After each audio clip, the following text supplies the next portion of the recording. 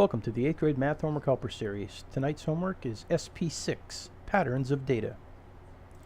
We'll start by taking a look at some vocabulary needed for this lesson. Frequency, the number of times that a piece of data appears in a set. Frequency distribution, a list of values in a sample, showing the number of times each value occurs. And relative frequency, the frequency of a particular category divided by the sum of all the frequencies expressed as a decimal or percent. We'll be doing questions 3 and 4 tonight. Starting with question number 3. A teacher marked a set of test papers. The scores earned by the students were as follows, and the scores are listed right here. The first thing we need to do is to complete this table. We need to make tallies based on the scores in these different interval score sections. And so for the first one, you should get 1. For the second interval score set, you should get 2. For 60 to 69, you should get 3. For 70 to 79, you should get 11. For 80 to 89, you should get 8. For 90 to 99, you should get 7, which is going to give us a total of 32. And now we're going to take each one of these amounts and divide it by 32 and either provide a decimal or a percent for our answer. So 32 divided by 1, we get 0.031, or approximately 3.1%. For 32 divided by 2, we get 0.063, or approximately 6.3%. For 3 out of 32, we get 0.094, or approximately 9.4%.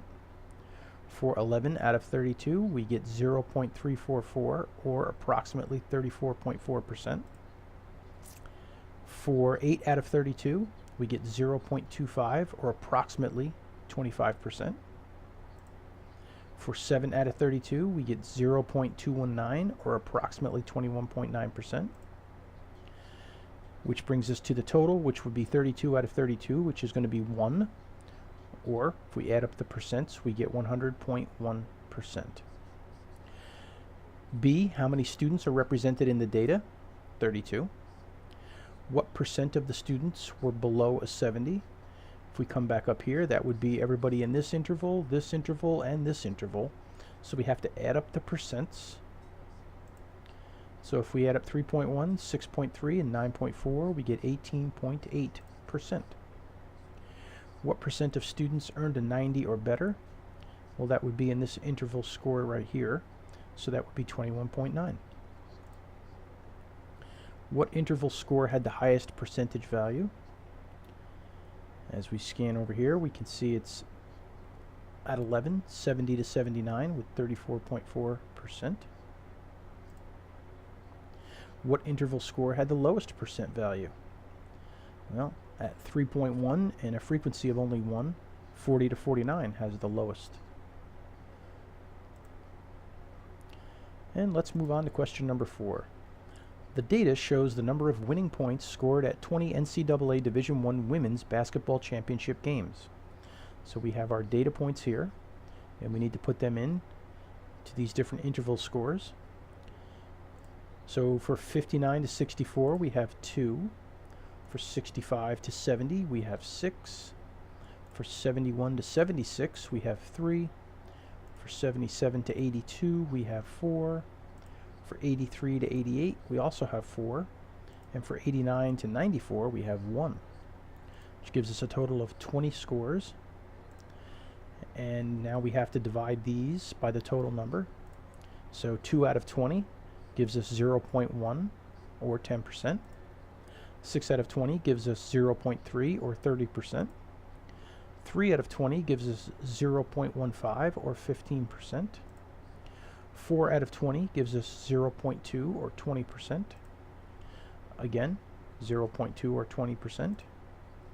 1 out of 20 gives us 0.05, or 5%.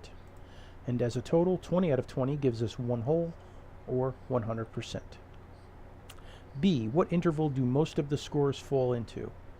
Well, we can see here that the highest frequency is 6, so the interval is 65 to 70.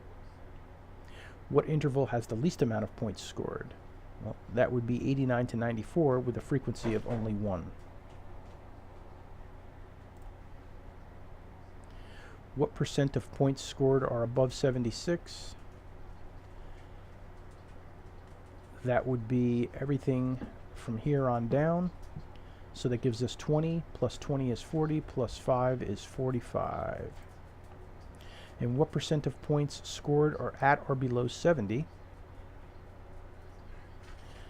These two together. So that brings us to 40%.